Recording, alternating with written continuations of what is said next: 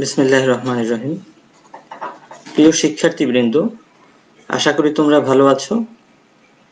Computer টেকনোলজির চতুর্থ পর্বের অবজেক্ট ওরিয়েন্টেড প্রোগ্রামিং সাবজেক্টের দ্বিতীয় লাইভ ক্লাসে শুভেচ্ছা জানাচ্ছি। আজকের ক্লাস উপস্থাপনায় আমি Mohammad Shakil Al Masum, instructor computer, Barishal polytechnic institute, Barishal. আমরা আজকে যে অধ্যায়টি তোমাদেরকে দেখাবো সেটি হচ্ছে আমাদের দ্বিতীয় অধ্যায়। আমাদের দ্বিতীয় অধ্যায়ের নাম হচ্ছে understand program structure and basic syntax of C sharp. আমাদের এই অধ্যায়ের কন্টেন্টস গুলো হচ্ছে এখানে দেয়া রয়েছে। এগুলো হচ্ছে আমাদের কন্টেন্টস।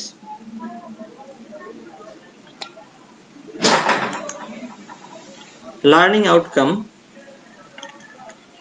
আজকের এই অনলাইন ক্লাস কমপ্লিট হওয়ার পরে তোমরা প্রোগ্রাম স্ট্রাকচার সম্পর্কে জানবে, প্রোগ্রাম লিখতে পারবে, সি শার্প প্রোগ্রাম কম্পাইল ও রান করতে পারবে, ইনপুট আউটপুট মেথড সম্পর্কে জানবে, নেম স্পেস, ভেরিয়েবলস ও কিওয়ার্ডস সম্পর্কে তোমাদের স্বচ্ছ ধারণা তৈরি হবে। আমরা প্রথম অধ্যায়ে নেম স্পেস দেখেছিলাম, প্রিডিফাইন্ড নেম স্পেস, এবং এগুলোর কাজ সম্পর্কে আমরা জেনেছি। আমরা ক্লাস কি সেগুলো দেখেছি, অবজেক্ট কি, এগুলো সম্পর্কেও কিন্তু আমাদের ধারণা তৈরি হয়েছে। তা আমরা যেহেতু আমরা মাইক্রোসফট ভিজুয়াল স্টুডিও ব্যবহার করে আমরা সি শার্প প্রোগ্রাম লিখি, এই প্রোগ্রামগুলো লিখতে হলে প্রোগ্রামের স্ট্রাকচার সম্পর্কে ধারণা থাকতে হবে। একটি সি শার্প প্রোগ্রামের স্ট্রাকচারের মধ্যে যে সকল অংশগুলো থাকে সেগুলো হচ্ছে নেম স্পেস ডিক্লারেশন। প্রথমেই সি শার্প প্রোগ্রাম লিখতে হলে একটি নেম স্পেসের অধীনে লিখতে হয়। একটি নেম স্পেসের অধীনে এক বা একাধিক ক্লাস থাকে। আমরা দু ধরনের নেম স্পেস প্রোগ্রামে যুক্ত করি। প্রিডিফাইন্ড নেম স্পেসকে আমরা প্রোগ্রামে ইনক্লুড করি, কারণ সেই সকল নেম স্পেসের অধীনে অনেকগুলো ক্লাস রয়েছে এবং সেই সকল ক্লাসের অধীনে অনেক মেথড থাকে যেগুলো আমাদের প্রোগ্রামে ইউজ করতে হয়। এরপরে রয়েছে আমাদের যে সকল নেম স্পেসের অধীনে আমরা ক্লাস থাকবে সে সকল নেম স্পেসকে ডিক্লেয়ার করি। এবং আমরা জানি যে আমরা একটা প্রোগ্রাম লিখতে হলে আমাদের জানতে হবে যে কিভাবে স্ট্রাকচার কি তার। একটি নেম স্পেসের অধীনে মূলত একটি ক্লাস থাকে। বিভিন্ন ধরনের বিল্ট ইন ক্লাসকে আমাদের প্রোগ্রামে যুক্ত করার জন্য কিন্তু আমরা প্রিডিফাইন্ড নেম স্পেসকে ইউজ করি। আর আমরা যে সকল ইউজার ডিফাইন্ড নেম স্পেস তৈরি করব তার অধীনে মূলত আমাদের প্রোগ্রামের ক্লাসগুলো থাকবে। এরপরে রয়েছে ক্লাস। সি শার্পে কোনো প্রোগ্রাম লিখতে হলে অবশ্যই ক্লাসের অধীনে লিখতে হয়। এরপর রয়েছে ক্লাস মেথডস। মেথডস কতগুলো আসলে স্টেটমেন্টের সমষ্টি হচ্ছে মেথড। একটি ক্লাসের অধীনে এক বা একাধিক মেথড থাকে। বড় প্রোগ্রামকে ছোট ছোট অংশে বিভক্ত করি আমরা মেথডের সাহায্যে, তাতে প্রোগ্রামের সমস্যাটাকে খুব সহজেই সমাধান করা যায়, প্রবলেমটাকে আইডেন্টিফাই করা যায়। এটা হচ্ছে মেথডের সুবিধা। এরপর রয়েছে ক্লাস অ্যাট্রিবিউটস। একটি অ্যাট্রিবিউটস হলো একটি ডিক্লারেটিভ ট্যাগ যা ক্লাসেস, মেথডস, স্ট্রাকচারস ইত্যাদির মতো বিভিন্ন উপাদানের বিহেভিয়ার সম্পর্কে রান টাইমকে তথ্য জানাতে ব্যবহৃত হয়। এরপর রয়েছে মেইন মেথড। আমরা জানি যে কোনো প্রোগ্রাম লিখতে হলে অবশ্যই এটা মেইন মেথডের অধীনে লিখতে হয়। সি শার্পেও তদ্রূপ একটি মেইন মেথড থাকবে যেখান থেকে প্রোগ্রাম নির্বাহ হওয়া শুরু হয়। এটি প্রোগ্রামের মেইন এন্ট্রি পয়েন্ট। একটি প্রোগ্রামে শুধুমাত্র একটি মেইন মেথড থাকে। এরপর রয়েছে স্টেটমেন্টস অ্যান্ড এক্সপ্রেশনস। এই অংশে বিভিন্ন প্রকার স্টেটমেন্ট থাকে, যেমন আমরা বিভিন্ন ধরনের স্টেটমেন্ট লিখি, যেমন কনসোল ডট রাইট লাইন, তারপর একটা মেসেজ শো করার জন্য লিখি, তারপর কনসোল ডট রিড লাইন ব্যবহার করে আমরা কোনো কিছু ইনপুট নেই। এ ধরনের লাইনগুলোই হচ্ছে আসলে স্টেটমেন্ট। আর এক্সপ্রেশন হচ্ছে আমরা বিভিন্ন ধরনের কন্ডিশন যুক্ত করি, আমরা ইফ এলস ফর ব্যবহার করে আমরা শর্তযুক্ত যা করি সেগুলো হচ্ছে আসলে এক্সপ্রেশন। তো এইগুলো থাকবে আমাদের এই অংশের মধ্যে। এরপর রয়েছে কমেন্টস। আমরা একটা প্রোগ্রাম যখন অনেক বড় আমরা লিখি, অনেক কোড যখন আমাদের বড় হয়, তখন আমরা বিভিন্ন অংশকে বোঝার জন্য বা আমাদের পরবর্তী ওই প্রোগ্রামটাকে যদি কেউ ডেভেলপ করে তাকে বোঝানোর জন্য আমরা কিছু কিছু অংশে আমরা কমেন্টস লিখি। এটা লেখার একটা ফরম্যাট রয়েছে, আমরা দেখব পরবর্তী স্লাইডটাতে। যা কম্পাইলার এই কমেন্টসটি মূলত কম্পাইলার যখন রান করবে তখন এই কমেন্টসকে ইগনোর করে। আমরা এখানে প্রোগ্রাম স্ট্রাকচার দেখিয়েছি সি শার্পের, যে আমরা একদম বেসিক যখন একটি প্রোগ্রাম লিখি তখন কি কি অংশ একদম আমাদের লিখতেই হয়। আমরা এখানে লিখলাম ইউজিং সিস্টেম। এখানে ইউজিং হচ্ছে একটি কিওয়ার্ড, আর সিস্টেম হচ্ছে আমরা প্রথম অধ্যায়ে দেখেছিলাম প্রথম নেম স্পেসটির মধ্যে যে প্রথমে কি রয়েছিল, সিস্টেম। এই সিস্টেমের অধীনে কনসোল ক্লাস থাকে, সেই কনসোল ক্লাসের অধীনে অনেক মেথড থাকে, সেইগুলোকে আমাদের প্রোগ্রামে ব্যবহার করার জন্যই কিন্তু মূলত আমরা এই সিস্টেম নেম স্পেসটিকে আমরা ইনক্লুড করি। এটা হচ্ছে আমাদের প্রিডিফাইন্ড নেম স্পেস। এরপর আমরা লিখলাম নেম স্পেস, তারপরে স্পেস দিয়ে নেম স্পেস নেম। এটা হচ্ছে আমাদের এখানে এই নেম স্পেসটার নাম আমাদের মতো করে আমরা দিতে পারি। এখানে এই নেম স্পেসটি হচ্ছে কিওয়ার্ড, আর নেম স্পেস নেমটি দিব আমরা, তারপর আমাদের সেকেন্ড ব্র্যাকেট দিব। এরপর আমরা ক্লাস ডিক্লেয়ার করব। ক্লাস হচ্ছে একটি কিওয়ার্ড, ক্লাসের একটি নাম থাকবে, এটাও আমরা আমাদের মতো করে দিব। এরপর আমরা ব্র্যাকেট দিব, তারপরে আমরা লিখলাম static void main string args argument. এখানে স্ট্যাটিক এটি হচ্ছে কিওয়ার্ড। স্ট্যাটিক মেম্বারদের অ্যাক্সেস করার জন্য অবজেক্টের প্রয়োজন হয় না, এই কারণে মেমরি সেভ হয়। এরপর রয়েছে ভয়েড, এটি মেথডের রিটার্ন টাইপ, এটি কোনো মানকে রিটার্ন করে না, ভয়েড। এরপর রয়েছে মেইন, প্রোগ্রামের মেইন মেথড এটি, যাকে প্রোগ্রামের আমরা এন্ট্রি পয়েন্ট বলি। এরপর রয়েছে স্ট্রিং args, কমন লাইন আর্গুমেন্টের জন্য এটি ব্যবহৃত হয়। যখন সি শার্প প্রোগ্রাম চলে তখন আমরা ভ্যালুকে পাস করতে পারি, এই ভ্যালুকেই আর্গুমেন্ট বলে, এটি স্ট্রিং ধারণ করে। এই অংশে আমরা ভেরিয়েবল ডিক্লেয়ার করি, আমাদের স্টেটমেন্ট থাকে, তারপরে এক্সপ্রেশন থাকে। আমরা এই যে ব্রাসেসের মধ্যে আমরা এই অংশটুকুতে করি। এরপরে কমেন্টস, আমরা বিভিন্ন ধরনের কমেন্টস করার ফরম্যাটে ভাবে আমরা এভাবে লিখতে পারি, স্ল্যাশ দিয়ে তারপরে আমরা যে কোনো একটা লাইন লিখে আবার এটাকে কমপ্লিট করলে এটা আসলে কমেন্টস হবে। এই কমেন্টসটা আমাদের কম্পাইলের সময় এটা ইগনোর করবে কম্পাইলার। এরপর আমরা এই ব্রাসেস কমপ্লিট করে দিব। আর আমাদের যদি আরো কোনো ইউজার ডিফাইন্ড মেথড থাকে তাহলে আসলে আমরা এটাকে মেইনের পূর্বে ডিক্লেয়ার করি। তা আমাদের মোটামুটি একটি প্রোগ্রাম লিখতে হলে, বেসিক ছোট ছোট প্রোগ্রাম লিখতে হলে আমাদের এই সব অংশগুলো আমাদের লাগে। এই অংশগুলো আমরা মনে রাখতে পারলেই আমরা একটি প্রোগ্রাম লিখতে পারবো। কিছু ইম্পর্টেন্ট পয়েন্টস আমাদের মনে রাখা দরকার প্রোগ্রাম লিখতে হলে, যে সি শার্প হচ্ছে কেস সেন্সিটিভ। কেস সেন্সিটিভ বলতে আসলে আপার কেস এবং লোয়ার কেস এটি ভিন্ন অর্থ বহন করে। যেমন আমরা বড় হাতের যদি এ লিখি আবার ছোট হাতের এ লিখি, এটা কিন্তু সি শার্প ভিন্ন ভিন্ন ভাবে নিবে। এরপর প্রতিটা স্টেটমেন্ট এবং এক্সপ্রেশনের শেষে অবশ্যই সেটাকে সেমিকোলন দিয়ে সেটাকে এন্ড করতে হবে। এবং আমরা জানি যে আসলে মেইন মেথড থেকে আসলে এক্সিকিউশন শুরু হয় সি শার্পের। সি শার্পের প্রোগ্রামের নাম কিভাবে আমরা সেভ করব, আমরা যে কোনো নামে সেভ করতে পারি। জাভাতে এটি ক্লাসের নাম অনুযায়ী সেভ করা লাগতো, বাট আমাদের সি শার্পে আমরা আমাদের মতো করে নাম দিয়ে আমরা সেটাকে সেভ করতে পারবো।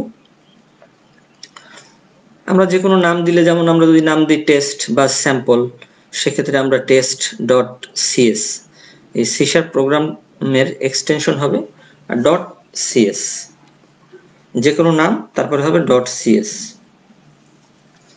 এই পয়েন্টগুলো আমাদের মনে রাখতে হবে প্রোগ্রাম করার সময়, তা না হলে আমরা দেখা যাবে যে অনেক কিছু ভুল করতে পারি। আমরা এখানে একটি প্রোগ্রাম দেখালাম যে write a simple C sharp program. এই প্রোগ্রামটার কাজ হচ্ছে একটি মেসেজকে প্রিন্ট করা। তা আমরা কিভাবে লিখবো একটি প্রোগ্রাম, তা আমরা জানি যে একটু আগে আমরা দেখলাম যে প্রথমে আমরা লিখবো ইউজিং কিওয়ার্ড, সিস্টেম হচ্ছে প্রিডিফাইন্ড নেম স্পেস, তাকে আমরা ইনক্লুড করলাম এই প্রোগ্রামে। কেন করব, এই সিস্টেম নেম স্পেসের অধীনে কনসোল ক্লাস রয়েছে। এই কনসোল ক্লাসের অধীনে রয়েছে রাইট লাইন রিড কি মেথড। তো সুতরাং আমাদের রাইট লাইন রিড কি মেথডকে ব্যবহার করতে হলে আমাদের কনসোল ক্লাস লাগবে। আবার কনসোল ক্লাসকে পেতে হলে আমাদের এই সিস্টেম নামক নেম স্পেসটাকে আমাদের প্রোগ্রামে ইনক্লুড করতে হবে। তো আশা করি তোমরা বিষয়টা বুঝতে পেরেছো কেন আমরা সিস্টেম লিখি। এরপরে আমরা আমাদের মতো করে যখন যে নেম স্পেসের অধীনে আমাদের প্রোগ্রামটি লিখবো সেটা আমরা লিখবো। যে নেম স্পেসের নাম দিলাম, তারপরে আমরা আমাদের নেম স্পেস দিব। নেম স্পেসটা একটি কিওয়ার্ড, তারপরে নেম স্পেসটির একটি নাম দিব আমরা। তারপর আমরা ব্রাসেস দিব। এরপর আমরা ক্লাসের একটি নাম দিব। তারপর আবার আমাদের সেই ব্র্যাকেট, তারপর আমরা স্ট্যাটিক ভয়েড মেইন লিখবো। এখানে আমাদের যেভাবে আমাদের ফরম্যাটে রয়েছে আমরা সেভাবেই লিখবো। তারপর এই ব্র্যাকেট দিব। এখানে আমরা একটা কমেন্ট লিখলাম যে my first program in C শার্পের প্রথম প্রোগ্রাম তোমাদের। তো এটা আসলে কোনো কম্পাইল করার সময় এটাকে ইগনোর করবে এই লাইনটাকে, এটাকে আমরা বোঝার জন্য লিখেছি। এরপর আমরা console.writeLine লিখলাম, হ্যালো ওয়ার্ল্ড এই মেসেজটাকে এই প্রোগ্রাম প্রিন্ট করবে। আমরা সেমিকোলন দিয়ে এটাকে ক্লোজ করলাম। তারপরে console.read কি লিখলাম, আবার সেমিকোলন দিলাম। এবার আমাদের যে ব্র্যাকেট গুলো রয়েছে এখানে তিনটে আমরা দিয়েছিলাম সেটাকে আমরা ক্লোজ করেছি। এটাকে আমরা যখন এক্সিকিউট করব, কোনো এরর না থাকলে আমরা অবশ্যই হ্যালো ওয়ার্ল্ড এই মেসেজটিকে আমরা আউটপুট স্ক্রিনে পাবো, এবং এটাকে যে কোনো নাম .cs হিসেবে তোমরা সেভ করবে। এরপর আমরা দেখবো যে compile and execute the C sharp program. C sharp program আমরা কিভাবে কম্পাইল করব, কিভাবে এক্সিকিউট করব, আমাদের এটা জানা অবশ্যই দরকার। আশা করি তোমরা অলরেডি এই ভিজুয়াল স্টুডিও সফটওয়্যারটাকে ইনস্টল করেছো। তোমরা যেহেতু করার কথা এখন পর্যন্ত তোমাদের, আর তোমরা যদি এটাকে এখন পর্যন্ত না করে থাকো তাহলে তোমরা এই যে লিংকটা দেয়া রয়েছে এই লিংকে তোমরা গিয়ে এটাকে ইনস্টল করতে পারবে। https://visualstudio.microsoft.com/vscommunity। এটা ফ্রি, এটাকে তোমরা ডাউনলোড করে নিবে। এখানে ভিজুয়াল স্টুডিও তোমরা 2019টাকে পাবে, তোমরা এটাকে নিতে পারবে, এটাকে ইনস্টল করবে তোমরা। আমরা দুটি পদ্ধতিতে আমরা কম্পাইল করতে পারি এবং এক্সিকিউট করতে পারি। প্রথম হচ্ছে আমরা আইডি কে ব্যবহার করতে পারি। এরপরে আমরা পারি হলো গিয়ে ডেভেলপার কমান্ড প্রম্পট। এটা মূলত এই ভিজুয়াল স্টুডিও যে আমরা ইনস্টল করলে পরেই কিন্তু আমরা ডেভেলপার কমান্ড প্রম্পটটাকে পাবো, তা না হলে কিন্তু এটা পাবো না আমরা। তো আমরা এখন দেখি আইডির মাধ্যমে আমরা কিভাবে আমরা ওপেন করব, তারপরে আমরা একটা প্রোগ্রাম লিখবো, কিভাবে সেভ করব, কিভাবে কম্পাইল করব, এবং আমি এখানে স্ক্রিনগুলো শর্ট দেখিয়েছি, তোমরা এভাবে দেখলে আশা করি তোমরা পারবে। তো আমরা যখন আমাদের ইনস্টল করা থাকলে আমরা স্টার্ট মেনুতে গেলে আমরা ভিজুয়াল স্টুডিওতে আমরা ক্লিক করব।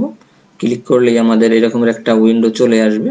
উইন্ডো চলে আসলে আমরা ফাইলে ক্লিক করব, তারপর আমরা নিউতে যাব। নিউতে যাওয়ার পরে প্রজেক্টে ক্লিক করব। তারপরে আমাদের এরকম একটা স্ক্রিন চলে আসবে আবার। সেখানে আমরা এই যে কনসোল এপিপি এটাকে আমরা সিলেক্ট করব, তারপর আমরা নেক্সটে ক্লিক করব। এরকম আবার একটি উইন্ডো চলে আসবে। যে আমরা জানি যে আমাদের যে কোনো একটা প্রজেক্ট লিখতে হলে একটা কনসোল অ্যাপ্লিকেশনের অধীনে লিখতে হয়। তাই জন্য কিন্তু এটা প্রজেক্টের নেম ডিফল্ট ভাবে দেয়া আছে কনসোল অ্যাপ্লিকেশন 1। এখান থেকে তোমরা নামটাকে পরিবর্তনও করতে পারো। তারপরে লোকেশন, আমি এখানে একটা লোকেশন দিয়েছি, তোমরা এখান থেকে লোকেশন তোমাদের পছন্দ মতো তোমরা প্রয়োজনে একটা ফোল্ডার বানিয়ে সেই ফোল্ডারে তোমাদের সব প্রোগ্রামগুলোকে সেভ করে রাখতে পারো, যেন তোমরা খুব সহজে বের করতে পারো। তা তোমরা এখান সেই লোকেশনে সেভ করবে, তারপরে ক্রিয়েট বাটনে তোমরা ক্লিক করবে।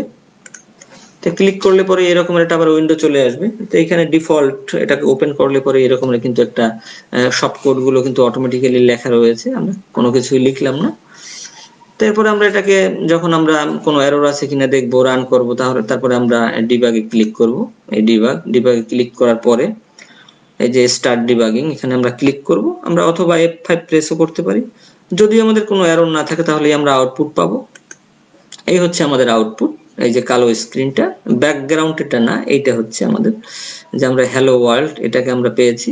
তো এখানে আমাদেরকে বলতেছে কোনো কি প্রেস যতক্ষণ আমরা না করবো ততক্ষণ পর্যন্ত এই আউটপুটটা থাকবে। তারপরে আমরা কোনো কি প্রেস করলেই আমরা মেইন আমাদের সেই অপশনে চলে যাব। তো এরপরে আমরা দেখবো যে এটাকে কিভাবে আমরা সেভ করব। আমরা প্রোগ্রাম করার পরে আমাদের অবশ্যই সেভ করতে হবে। এরপরে আমরা যখন সেভ করব আমরা সেভ প্রোগ্রাম অ্যাজ, যেহেতু এই প্রোগ্রামটা অটোমেটিক্যালি প্রোগ্রাম নামেই চলে এসেছে, আমরা এখান থেকে আমরা চেঞ্জ করে নিতে পারি। যে কোনো নাম আমরা দিতে পারি। এরপরেই আমরা এখানে ক্লিক করলে পরে আমাদের এখানে অপশন আসবে যে ফাইল নেম, যে ডিফল্ট যেটা দেওয়া রয়েছে সেটা আমরা রাখবো কিনা, আমরা চাইলে এখানে একটি চেঞ্জ করতে পারি। আমরা এখানে আমাদের মতো করে দিয়ে তারপর .cs দিব, তারপর আমরা এখান থেকে লোকেশন দিয়ে আমাদের পছন্দের লোকেশনে আমরা সেটাকে সেভ করব, তারপর আমরা সেভে ক্লিক করব। এরপর আমরা দেখবো একটা অন্য পদ্ধতিতে, যে আমরা একটু আগে বললাম যে আমরা দুটি পদ্ধতিতে আমরা ভিজুয়াল স্টুডিওকে আমরা চালাতে পারি। সেটা হচ্ছে আমরা আইডির পরিবর্তে আমরা ডেভেলপার কমান্ড প্রম্পটটাকেও আমরা ব্যবহার করতে পারি। সেক্ষেত্রে আমাদের প্রথমেই আমাদের টেক্সট এডিটরে আমরা প্রোগ্রামটা লিখব। আমরা যে কোনো জায়গায় গিয়ে লিখতে পারি, আমরা যে কোনো তোমার সুবিধা মতো জায়গায় তুমি লিখে সেটাকে সেভ করবে। সেভ করে যদি আমরা একটা হ্যালো ওয়ার্ল্ড নামক একটি মেসেজকে শো করতে চাই, তাহলে আমরা হ্যালো ওয়ার্ল্ড লিখবো। তারপরে আমাদের প্রোগ্রামটাকে যদি আমরা program.cs নামে আমরা সেট করলাম, তারপর এটাকে আমরা সেভ করার পরে আমরা এই স্টার্ট মেনুতে যাওয়ার পরে আমরা পাবো developer command prompt for visual studio 2019। এটাকে আমরা ক্লিক করব। ক্লিক করলে পরেই আমাদের এটি স্ক্রিন চলে আসবে। তো সেখান থেকে আমরা এই আমাদের কাঙ্ক্ষিত যে লোকেশন সেখানে আমরা যাব, যেখানে আমরা সেভ করে রেখেছিলাম। তারপর আমরা csc স্পেস দিয়ে program.cs দিয়ে তারপর আমরা এন্টার দিব। এন্টার দেওয়ার পরে আমরা যদি কোনো এরর যদি না থাকে, তাহলে সে program.exe নামে একটি ফাইল তৈরি করবে সে। এরপরে সে পরবর্তী লাইনে যখন আসবে, তখন আমরা শুধুমাত্র এই প্রোগ্রাম যে নামে সেভ করেছি সেটাকে দেওয়ার পরে আমরা এন্টার প্রেস করব, তারপরে আমরা আউটপুট পাবো। তো আমরা দেখে নেই আমরা কিভাবে করব। তো আমরা এভাবে স্টার্ট মেনুতে ক্লিক করলে পরেই এই যে মাইক্রোসফট ভিজুয়াল স্টুডিও 2019 এ ক্লিক করলে পরে এরকম একটা আমাদের কমান্ড প্রম্পট চলে আসবে। তা সেখানে আমরা যেমন এখানে চলে আসছে এরকমের অনেক বড়, তখন আমরা এখান থেকে বের হয়েছি cd স্পেস ডট ডট দিয়ে। cd মানে আমরা জানি চেঞ্জ ডিরেক্টরি। আমি যেহেতু প্রোগ্রামটা এফ ড্রাইভে সেট করেছি আমার কম্পিউটারে, সেহেতু আমি এখান থেকে বের হয়ে আমি এফ ড্রাইভে ঢুকলাম। আমার এফ ড্রাইভে আমার যে নামে সেভ করা প্রোগ্রামটি সেটা হচ্ছে program.cs। আমি এখানে লিখলাম csc স্পেস দিয়ে program.cs। এরপর আমি এন্টার প্রেস করার পরে সে কিন্তু program.exe নামে একটি ফাইল তৈরি করেছে, কারণ কোনো আমার প্রোগ্রামে কোনো এরর নেই। এরপরে আমার কিন্তু এরকম একটা অপশন চলে আসছে। তারপরে আমি সেই প্রোগ্রামটার নাম লিখে আবার এন্টার প্রেস করলাম, তারপরে কিন্তু আমি আউটপুট পেলাম। তো আশা করি তোমরা দুটি পদ্ধতি অবলম্বন করবে, দুটো পদ্ধতি জেনে রাখা ভালো। এরপর আমরা দেখব যে ইউজেস অফ ইনপুট অথবা output in C sharp. Input এবং আউটপুট মেথড আমাদের খুব প্রয়োজন হয়। আমরা বিভিন্ন ধরনের প্রোগ্রাম লিখি এবং ইনপুট নেই, বিভিন্ন কাজে কিন্তু আমাদের ইনপুট আউটপুট মেথড লাগে, এবং যে কোনো প্রোগ্রামিং ল্যাঙ্গুয়েজেই কিন্তু ইনপুট আউটপুট মেথড রয়েছে। সি শার্পেও যে সকল ইনপুট আউটপুট মেথড রয়েছে সেগুলো হচ্ছে ইনপুট নেয়ার জন্য রিড লাইন ব্যবহার করি, রিড কি, আবার আউটপুট মেথড হচ্ছে রাইট লাইন এবং রাইট। রিড লাইন মেথডের কাজ কি আসলে আমাদের জানা দরকার। আমরা দেখতে পাচ্ছি কি রিড লাইন, তার মানে কি সে একটি লাইনকে সে রিড করতে পারে, তাই না? তো এটা আমরা একটু এখানে পড়ি, যে আমরা একটু লিখেছি এখানে যে এই মেথড স্ট্যান্ডার্ড ইনপুট স্ট্রিম থেকে ইনপুটটির পরবর্তী লাইনটি পড়ে এই মেথডের মাধ্যমে যে স্ট্রিং গ্রহণ করে সেই একই স্ট্রিংকে সে রিটার্ন করতে পারে। এরপর রয়েছে রিড মেথড। রিড মানে কি পড়া, এটা তো আমরা জানি, তাই না? এই read method standard input stream থেকে পরবর্তী অক্ষর, সেই অক্ষরটাকে পড়ে এবং এটি কোন একটি ক্যারেক্টারের যে আস্কি মানটাকে সে রিটার্ন করে। এরপরে রয়েছে রিড কি। এই মেথড ব্যবহারকারী কর্তৃক প্রেসড করা পরবর্তী কি গ্রহণ করে, নেক্সট কি গ্রহণ করে। ব্যবহারকারী কর্তৃক কোনো কি প্রেস না করা পর্যন্ত কিন্তু সে স্ক্রিনটাকে ধরে রাখে। আমরা মূলত আসলে আউটপুট স্ক্রিনটাকে কিন্তু সে ধরে রাখে। যখন আমরা বিভিন্ন ভার্সনে যখন কাজ করি তখন দেখা যায় যে 2019 পূর্ববর্তী ভার্সনগুলোতে দেখা যায় যে সে আউটপুট স্ক্রিনটাকে সাথে সাথেই চলে যায়। তো এটাকে ব্যবহার করলে কিন্তু আমরা আউটপুট স্ক্রিনটাকে সে ধরে রাখবে। এরপর রয়েছে আমাদের আউটপুট মেথড রাইট লাইন।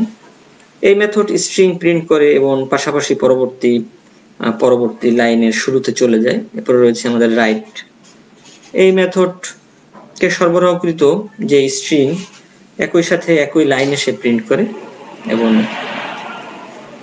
এরপরে আমরা কয়েকটি প্রোগ্রাম দেখি এগুলো ব্যবহার করে, তাহলে আমাদের ধারণা ক্লিয়ার হবে। তো এখানে আমরা রাইট এবং রাইট লাইন মেথডের ব্যবহার দেখিয়েছি। আমরা জানি যে ইউজিং সিস্টেম আমরা লিখবো, নেম স্পেসটির একটি নাম দিব, তারপরে ক্লাসের একটি নাম থাকবে, তারপরে স্ট্যাটিক ভয়েড মেইন লিখবো। তো এখানে আমরা console.writeLine লিখলাম, প্রিন্টস অন, এরপরে আবার লিখলাম console.writeLine। তাহলে কি হবে, আমরা জানি যে রাইটলাইন কি করে, সেটা স্ট্রিং কে প্রিন্ট করে, এটা লাইনকে সে প্রিন্ট করে, এবং প্রিন্ট করার পরে কিন্তু সে পরবর্তী লাইনে চলে যাবে। তো এখানে যেমন সে কিন্তু প্রিন্ট করার পরে সে পরবর্তী লাইনে কিন্তু চলে গেছে, এজন্যই কিন্তু আমরা নিউ লাইনটা কিন্তু পরবর্তী লাইনে সে প্রিন্ট হয়েছে, এবং এই নিউ লাইন প্রিন্ট হওয়ার পরে কিন্তু আবার কিন্তু সে পরবর্তী লাইনে চলে গেছে। আর এখানে আমরা console.write সে কি করলো, সে প্রিন্ট করলো প্রিন্টস অন, আবার right same line, say prints on same line, এই লাইনটাতেই সে প্রিন্ট করলো। তো আমরা পার্থক্য বুঝলাম কিন্তু রাইট লাইন এবং রাইট কিভাবে কাজ করে, যে রাইট লাইন পরবর্তী লাইনে চলে যায়, আর রাইট সে কি করে সেম লাইনে সে কাজ করতে পারে। তো এখানে আমরা কিন্তু প্রিন্ট অন সেম লাইনে কিন্তু সে দুটি মেথডেরই কিন্তু আউটপুট আমরা একই লাইনে পেয়েছি। এবং এই প্রোগ্রামটা কিন্তু আমরা যে কোনো নাম .cs দিলেই সেট করব আমরা, এবং ওই পদ্ধতিতে আমরা আউটপুট দেখতে পারবো। এরপর আমরা রিড মেথডের ব্যবহার দেখি। এখানে আমরা সবগুলো জিনিস ইউজ করলাম, যে ইউজিং সিস্টেম নেম স্পেসের নাম দিলাম, ক্লাসের নাম দিলাম, স্ট্যাটিক ভয়েড মেইন দিলাম। এখানে আমরা একটা ভেরিয়েবল ডিক্লেয়ার করলাম ইন্টিজার x। এই প্রোগ্রামটার কাজ হচ্ছে মূলত আমরা একটি ব্যবহারকারী কিবোর্ড থেকে একটি কি প্রেস করবে, একটি ক্যারেক্টার টাইপের, এবং ওই ক্যারেক্টার টাইপের সেই ক্যারেক্টারটার ASCII মান সে রিটার্ন করবে, এবং সেটা এই যে রিড মেথড করবে। তো যেহেতু ASCII মানটা একটি ইন্টিজার টাইপের, এজন্যই কিন্তু আমরা ইন্টিজার টাইপের একটা ভেরিয়েবল নিয়েছি। এখন আমরা console.writeLine এই মেসেজটাকে আমরা যখন প্রিন্ট করব, তারপর কিন্তু সে পরবর্তী লাইনে চলে যাবে, তখন আমরা একটা ইনপুট দিলাম a। এখন a দেওয়ার পরে console.read এই মেথডটি কি করবে, এই আমাদের ইনপুটকৃত ক্যারেক্টারের যে ASCII মান, সেই ASCII মানটাকে সে রাখবে কোথায়, x নামক ভেরিয়েবলের মধ্যে। এরপর আমরা x টাকে প্রিন্ট করে দিলেই কিন্তু আমরা সেই ASCII যে মান সেটাকে আমরা পাবো। তাহলে আমরা console.writeLine কি করবে, x এর মানটাকে প্রিন্ট করবে। তাহলে আমরা এখানে enter your character to get decimal number এটাকে আউটপুটে পাবো। তারপর আমরা এখানে আমরা a প্রেস করলাম, a প্রেস করার পরে সে এই রিড মেথড এটাকে কনভার্ট করে তার ASCII মানে রূপান্তরিত করে x এর মধ্যে রাখলো। এরপর আমরা x টাকে প্রিন্ট করলাম, আমরা x এর মান পেলাম 65। তাহলে এটাকেও যে কোনো নাম .cs হিসেবে আমরা সেভ করবে তোমরা, করার পরে তোমরা এই ধরনের আউটপুট পাবে। এরপর আমরা দেখবো যে right line, read line, read কি, তিনটি মেথডের ব্যবহার একসাথে দেখবো। তো আমরা এইসব অংশগুলো তো জানি, তাই না? তো এগুলো তো বলার দরকার নেই। আমরা console.writeLine একটা মেসেজ শো করলাম যে ইউজার নেম, এটা জাস্ট মেসেজ। এরপর আমরা লিখলাম string user name equal to console.readLine। আমরা একটা স্ট্রিংটাকে ইনপুট হিসেবে নিতে চাই, তাহলে আমরা জানি যে রিড লাইন মেথড সে স্ট্রিংকে ইনপুট হিসেবে নিতে পারে। তাহলে স্ট্রিংকে ইনপুট হিসেবে নিলে সেটাকে যে ভেরিয়েবলের মধ্যে রাখবে সেটাকেও অবশ্যই কি স্ট্রিং হতে হবে। এজন্যই আমরা স্ট্রিং ইউজার নেম লিখলাম। তাহলে কি আমাদের ইনপুটকৃত স্ট্রিংটা এখন রয়েছে কোথায়, ইউজার নেম নামক ভেরিয়েবলের মধ্যে রয়েছে। এখন আমরা ইউজার নেম এই স্ট্রিংটাকে আমরা আউটপুটে দেখতে চাই আবার, তাহলে আমরা console.writeLine লিখবো, কারণ রাইট লাইন ব্যতীত কিন্তু আমরা কোনো ভেরিয়েবলের মানকে কিন্তু আউটপুটে দেখতে পারি না। এরপর আমরা লিখলাম ইউজার নেম ইজ, তারপর আমরা second bracket 0 second bracket close, এই যে ফরম্যাট স্ট্রিং কে ব্যবহার করলাম আমরা, যেহেতু আমাদের একটি ভেরিয়েবল, এই একটা ভেরিয়েবলের মানটাকে আমরা দেখতে চাই। তারপর আমরা সেমিকোলন কমপ্লিট করে কমা দিয়ে এই সেই ভেরিয়েবলটার নাম লিখলাম, তারপর আমরা সেমিকোলন দিয়ে কমপ্লিট করলাম। এরপর আমরা console.read কি লিখলাম, যেন আমাদের আউটপুট স্ক্রিনটাকে যেন ধরে রাখে। এরপর আমাদের ব্রাসেস গুলো কমপ্লিট করলাম। তারপর যে কোনো নাম .save.cs দিলেই কিন্তু আমরা এই ধরনের একটি আউটপুট পাবো। আমরা রান করলে পরে প্রথমে ইউজার নেম চাইবে, এরপর আমরা এখানে যে কোনো একটা ইউজার নেম আমরা দিলাম, তারপর আবার সেই ইউজার নেমটাকে আমরা আবার এই রাইট লাইনের মাধ্যমে কিন্তু আবার এটাকে আমরা আবার পাবো। আশা করি তোমরা বুঝতে পেরেছো। উদাহরণগুলো খুব সহজ উদাহরণ দিয়ে তোমাদেরকে বোঝানো হয়েছে, যেন তোমরা বুঝতে পারো, বাসায় বসে করতে পারো। এরপর আমরা দেখবো যে variable, explain the variables in C#। আমরা ভেরিয়েবল জানি যে ডেটার মানকে যে ধারণ করে তাকেই ভেরিয়েবল বলে। আমরা সব সময় ভেরিয়েবল নিয়ে কাজ করি। আমরা কিছুক্ষণ পূর্বের স্লাইডগুলোতেও কিন্তু আমরা ভেরিয়েবলের ব্যবহার দেখেছি। আমরা যেহেতু এগুলো সম্পর্কে আমাদের জানা দরকার যে কিভাবে ভেরিয়েবলের সিনট্যাক্স ডিক্লারেশন, তো আমরা সাধারণত লিখি বা আমাদের ফরম্যাট হচ্ছে টাইপ, তারপরে ভেরিয়েবল নেম। টাইপ হচ্ছে ডেটা টাইপ, আমরা উদাহরণ দিলাম যে ইন্টিজার, তারপর ভেরিয়েবলের একটি নাম দিলাম, সেমিকোলন দিয়ে কমপ্লিট করলাম। এরপর আমরা দেখবো যে একটি ভেরিয়েবলের ভিতরে কিভাবে আমরা মান রাখতে পারি। তার ফরম্যাট হচ্ছে টাইপ ভেরিয়েবল নেম সমান ভ্যালু, তারপর সেমিকোলন। আমরা एग्जांपल দিলাম যে ইন্টিজার ভেরিয়েবলের নাম a সমান 10, তার মানে 10 নামক ভ্যালুটা এখন রয়েছে a নামক ভেরিয়েবলের মধ্যে। আমরা বিভিন্ন ধরনের বিভিন্ন টাইপের ভেরিয়েবল আমরা সি শার্পে রয়েছে, আমরা এখানে উদাহরণ দিয়েছি যে ইন্টিজার, ডাবল, ক্যারেক্টার, স্ট্রিং, বুল। যে ইন্টিজার হচ্ছে পূর্ণ সংখ্যা, যাকে আমরা সংক্ষেপে আইএনটি লিখি, সে পূর্ণ সংখ্যাকে ধারণ করে, কোনো দশমিক যুক্তকে নয়। এরপর রয়েছে ডাবল, সে হচ্ছে দশমিক যুক্ত সংখ্যাকে ধারণ করতে পারে। এরপর রয়েছে ক্যারেক্টার, যাকে সংক্ষেপে আমরা লিখি সিএসএআর, যেমন আমরা সিঙ্গেল কোটেশনের মধ্যে এ তারপরে বি লিখি। এরপর রয়েছে স্ট্রিং, যেমন আমরা ডাবল কোটেশনের মধ্যে যা লিখি সেটাই আসলে স্ট্রিং, তো স্ট্রিং কে ডাবল কোটেশনের মধ্যে লিখতে হয়। তারপর রয়েছে বুল, বুল হচ্ছে তার দু ধরনের স্টেট রয়েছে, ট্রু অথবা ফলস কে সে রিটার্ন করে। তো আমরা প্রতিটি টাইপের ভেরিয়েবলের একটু উদাহরণ দেখি, তাহলে আমাদের আরো ধারণা ক্লিয়ার হবে। যে আমরা এখানে অনেকগুলো উদাহরণ দিয়েছি, যেমন ইন্টিজার টাইপের, যেমন ইন্টিজার এ, তার মধ্যে রয়েছে 10, তাহলে আমরা console.writeLine a লিখলেই আমরা আউটপুটে 10 পাবো। আবার একইভাবে আমরা ক্যারেক্টার টাইপেরও লিখলাম, আমরা দিলাম, তারপরে আবার আমরা ডাবল টাইপের দিলাম, স্ট্রিং টাইপের দিলাম, এরপর আমরা দিলাম বুল টাইপের ভেরিয়েবল। তা বুলের ব্যবহার সাধারণত আমরা কম করি, তাই না? আমরা এগুলোই সাধারণত তোমরা এ পর্যন্ত করেছো। তো বুল সে ট্রু অথবা ফলস কে সে রিটার্ন করতে পারে, বা আমরা তার দুটি স্টেট রয়েছে। তো বুল আমরা লিখলাম ইজ ফিস টেস্টি, এটা কি ট্রু, তো এটাকে আমরা এখন আউটপুটে দেখবো যে console.writeLine ইজ ফিস টেস্টি, সে তাহলে আমাদেরকে আউটপুটে দেখাবে যে ট্রু। তাহলে আশা করি তোমরা বুঝতে পেরেছো ভেরিয়েবল তোমরা এগুলো ব্যবহার করেও প্রোগ্রাম করতে পারো। ছোট ছোট প্রোগ্রাম করলে তোমাদের কনসেপ্ট ক্লিয়ার হবে ভেরিয়েবল সম্পর্কে। এরপর আমরা দেখবো যে ডিসক্রাইব নেম স্পেসেস। আমরা প্রথম অধ্যায়ে অনেকগুলো নেম স্পেস দেখেছি, তখন অত আমি বিস্তারিতভাবে তোমাদেরকে বলিনি, কারণ আমরা তখন শুধু বলেছি যে কি কাজ কোনটার, বিভিন্ন ধরনের নেম স্পেস গুলো। এখন আমরা দেখবো যে আসলে নেম স্পেস কি জিনিস আমাদের জানা দরকার। একটি নেম স্পেস একটি সেট নামকে অন্য নাম থেকে আলাদা রাখার উপায় সরবরাহ করে। একটি নেম স্পেসের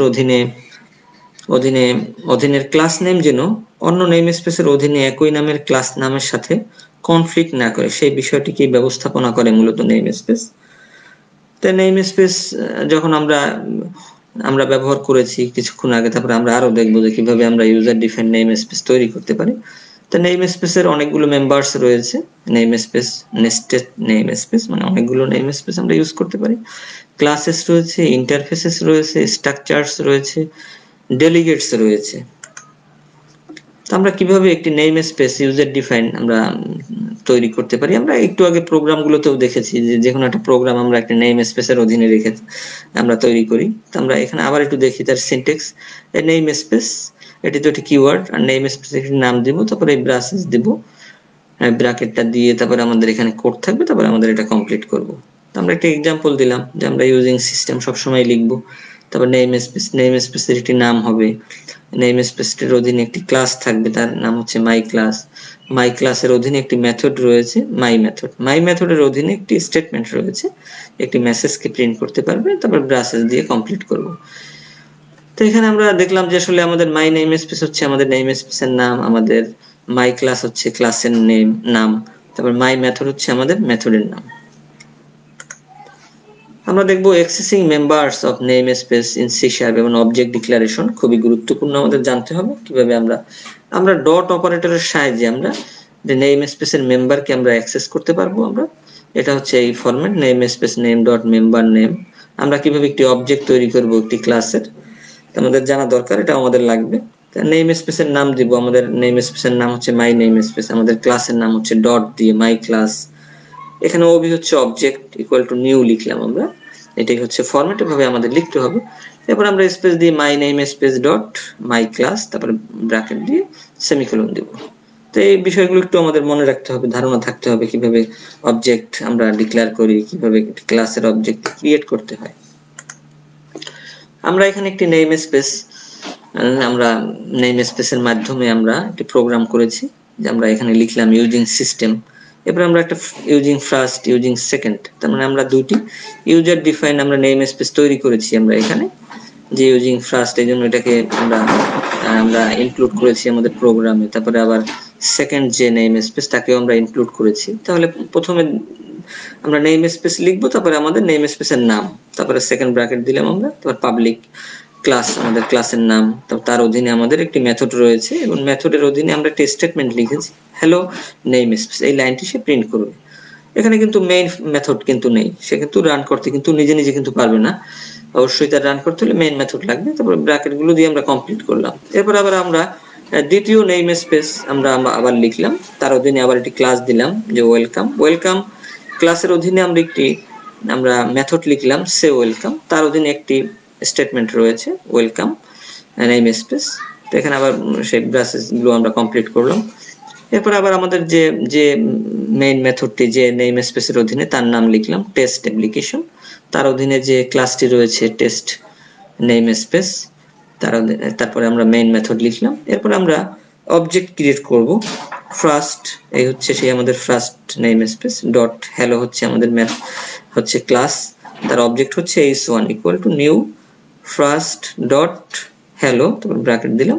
তাহলে কি হলো, আমাদের হ্যালো ক্লাসের একটি অবজেক্ট তৈরি হলো, h1 অবজেক্ট। এরপরে আবার সেকেন্ড যে নেম স্পেস রয়েছে second dot welcome w1 equal to new space দিয়ে সেকেন্ড ডট ওয়েলকাম, আবার ব্র্যাকেট কমপ্লিট করলাম। তাহলে কি হলো, ওয়েলকাম ক্লাসের একটি অবজেক্ট তৈরি হলো w1। তাহলে আমরা এই অবজেক্টের সাহায্যে এই মেথডগুলোকে কল করতে পারি এখন। তো h1 ডট সে হ্যালো, আবার w1 ডট সে ওয়েলকাম। তাহলে কি হবে, এই আমাদের এই যে স্টেটমেন্ট দুটি এক্সিকিউট হবে। তাহলে এটাকে আমরা রান করলে পরে আমরা দুটি আমরা আউটপুট পাবো, হ্যালো নেম স্পেস এবং ওয়েলকাম নেম স্পেস, মানে দুটি আমরা স্টেটমেন্ট সেটাকে আমাদের আউটপুটে পাবো। আশা করি তোমরা বুঝতে পেরেছো এবং এই প্রোগ্রামগুলো তোমরা করবে এবং তোমাদের প্রোগ্রামগুলো রান করবে আশা করি। এরপর আমরা দেখবো যে কিওয়ার্ডস, সি শার্পে কিওয়ার্ডস কি জিনিস, আমাদের অনেক কিওয়ার্ডস নিয়ে কাজ করতে হয়। তো আমরা জানি যে আসলে কিওয়ার্ডস হচ্ছে সংরক্ষিত অনেকগুলো শব্দ যাদের স্পেশাল মিনিং রয়েছে কম্পাইলারের কাছে। এই সকল সংরক্ষিত শব্দকে আসলে আমরা কিওয়ার্ডস বলি এবং এই কিওয়ার্ডস গুলো ভেরিয়েবল বা মেথডের নাম হিসেবে কখনো ব্যবহৃত হবে না, এগুলো যেহেতু রিজার্ভ ওয়ার্ড কম্পাইলারের কাছে। এবং এই সকল কিওয়ার্ডস গুলোই আসলে আমরা ছোট অক্ষরে হয়। আমরা এখানে অনেকগুলো কিওয়ার্ডস দেখিয়েছি, প্রায় 77টি আমরা মাইক্রোসফটের ওয়েবসাইট থেকে পেয়েছি 77টি, এবং অন্যান্য কিছু কিছু সাইটেও দেখা যায় যে 79টি তারা দেখিয়েছে। তা আমরা সাধারণত মাইক্রোসফটের এটাকে স্ট্যান্ডার্ড হিসেবে নিব। এগুলো হচ্ছে কিওয়ার্ডের লিস্ট। তা আমরা এখানে লাল করেছি, লাল দাগ দিয়েছি যে কিছু কিছু কিওয়ার্ডস, এগুলো আসলে আমরা কিছুক্ষণ আগে স্লাইডে দেখিয়েছি, এগুলো অলরেডি কিন্তু তোমরা এগুলো জেনে গেছো যে বুল, ক্লাস, ক্যারেক্টার, ডাবল, তারপরে integer, new, name space, string, static, using, এগুলো কি আমরা ব্যবহার করেছি। তা আমরা অন্যান্য যে আমরা ব্যবহার করতে করতেই কিন্তু অটোমেটিক্যালি আমরা নেম স্পেস গুলোর নাম কিন্তু আমরা শিখে ফেলতে পারবো। তো নেম স্পেস গুলো মূলত 10টি ক্যাটাগরিতে বিভক্ত করা যায়। এক নাম্বার হচ্ছে ভ্যালু টাইপ কিওয়ার্ডস, বিভিন্ন ধরনের ডেটা টাইপ গুলো এর অন্তর্ভুক্ত, যে আমরা বিভিন্ন ধরনের যে ডেটা টাইপ ইউজ করি, integer, float, byte, character, decimal, এগুলো সম্পর্কে একটু ধারণা থাকা দরকার। এরপরে রয়েছে রেফারেন্স টাইপ কিওয়ার্ডস, যে ডেটা বা অবজেক্ট এর রেফারেন্স জমা রাখতে ব্যবহৃত হয় এই ধরনের কিওয়ার্ডস গুলো। Class, delegates, interface, object, string, void হচ্ছে তার অন্তর্ভুক্ত। এরপরে রয়েছে আমাদের মডিফায়ার্স কিওয়ার্ডস, টাইপ মেম্বারদের ডিক্লারেশন গুলো সংশোধন করতে ব্যবহৃত হয়, যেমন আমরা পাবলিক লিখি, প্রাইভেট, ইন্টারনাল, প্রোটেক্টেড, আর অনেকগুলো জিনিসগুলোকে আমরা লিখি। কিন্তু তো পাবলিক লিখলে কি হয়, পাবলিক লিখলে সেটাকে সবাই ইউজ করতে পারে, প্রাইভেট, ইন্টারনাল, প্রোটেক্টেড কিন্তু সেটাকে রেস্ট্রিক্টেড করে দেওয়া হয় এই সকল কিওয়ার্ড ব্যবহার করে। এরপরে স্টেটমেন্ট কিওয়ার্ডস রয়েছে। স্টেটমেন্ট কিওয়ার্ড ব্যবহৃত হয় প্রোগ্রাম ইনস্ট্রাকশনে, বিভিন্ন ধরনের স্টেটমেন্ট আমরা যখন ইউজ করি কন্ডিশন দেই, যেমন if, else, switch, do, for, এগুলো সম্পর্কে যখন আমরা করি তখন কিন্তু এগুলো হচ্ছে সকল স্টেটমেন্ট কিওয়ার্ডস। এগুলো ব্যবহার করে আমরা অনেক প্রোগ্রাম করব পরবর্তী অধ্যায়গুলোতে। এরপর রয়েছে 5 নম্বরে রয়েছে মেথড প্যারামিটারস কিওয়ার্ডস, যে সকল প্যারামিটার মেথডের মধ্যে পাস করে তাদের বিহেভিয়ারের পরিবর্তনের জন্য এগুলো ইউজ হয়। এখানে রয়েছে প্যারামস, রয়েছে ইন আর রেফ, আউট ইত্যাদি। এরপর রয়েছে name space keyword, name space সংক্রান্ত কিওয়ার্ডস গুলো এখানে রয়েছে, যেমন নেম স্পেস, ইউজিং, এক্সটার্ন ইত্যাদি। এরপরে রয়েছে 7 নম্বরে রয়েছে অপারেটর কিওয়ার্ডস, অবজেক্ট তৈরি করা, তারপরে অবজেক্টের সাইজ পাওয়া ইত্যাদি কাজে এই ধরনের কিওয়ার্ডস গুলো ইউজ হয়, as, is, new, size of, type of ইত্যাদি। এরপর রয়েছে কনভার্সন কিওয়ার্ডস রয়েছে,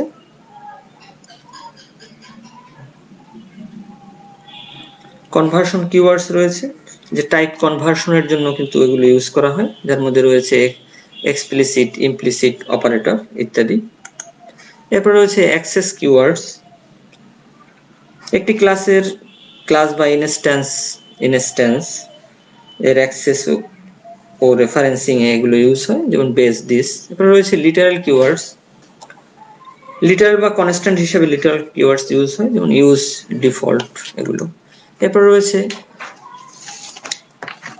কনটেক্সচুয়াল কিওয়ার্ডস, যে এগুলো প্রোগ্রামে নির্দিষ্ট মিনিং দেওয়ার জন্য ইউজ হয়। সি শার্পে নতুন কোনো কিওয়ার্ডস আসলে এটি কনটেক্সচুয়াল কিওয়ার্ডস হিসাবে অ্যাড হয়, কিওয়ার্ড ক্যাটাগরিতে অ্যাড হয় না। কিছু গুরুত্বপূর্ণ পয়েন্ট রয়েছে যে এগুলো রিজার্ভড শব্দ নয়, এটি কনটেক্সটের বাইরে আইডেন্টিফায়ার হিসেবে ব্যবহৃত হয় যেতে পারে, এজন্য এর নাম কনটেক্সচুয়াল কিওয়ার্ডস। এরপর রয়েছে এগুলো 2 বা ততোধিক কনটেক্সটের বিভিন্ন অর্থ হতে পারে। তো 30টি কনটেক্সচুয়াল কিওয়ার্ড রয়েছে সি শার্পে। এই হচ্ছে সেই 30টির লিস্ট। এগুলো সম্পর্কে আমাদের মোটামুটি একটু ধারণা রাখা। তোমাদের হোমওয়ার্ক দেওয়া রয়েছে, তোমরা বাড়িতে বসে এই প্রোগ্রামগুলোর, এই প্রশ্নগুলোর উত্তর তোমরা লিখবে এবং খাতায় তোমরা লিপিবদ্ধ করবে। তোমরা বাংলায় লিখো, তোমাদের শ্রেণী শিক্ষক তোমাদের ইনস্টিটিউট খোলার পরে দেখবেন তিনি। তোমাদের কোনো প্রশ্ন থাকলে তোমরা আমাকে মেইল করতে পারো বা কমেন্ট বক্সেও জানাতে পারো, আশা করি তোমাদের প্রশ্নের উত্তর দিব। তা তোমাদের এই পুনরায় যদি তোমরা এই ভিডিওটা দেখতে চাও তাহলে জাতীয় দক্ষতা বাতায়নের এই ওয়েবসাইটে তোমরা যেতে পারো, অথবা জাতীয় দক্ষতা বাতায়নের ফেসবুকেও তোমরা যেতে পারো, তাহলে তোমরা এটাকে দেখতে পারবে। তো আমাদের সাথে থাকার জন্য তোমাদের অসংখ্য ধন্যবাদ। তোমরা ভালো থাকবে, সুস্থ থাকবে, তোমাদের শুভকামনা করছি এবং তোমাদের সুস্থতা কামনা করছি। ধন্যবাদ সবাইকে।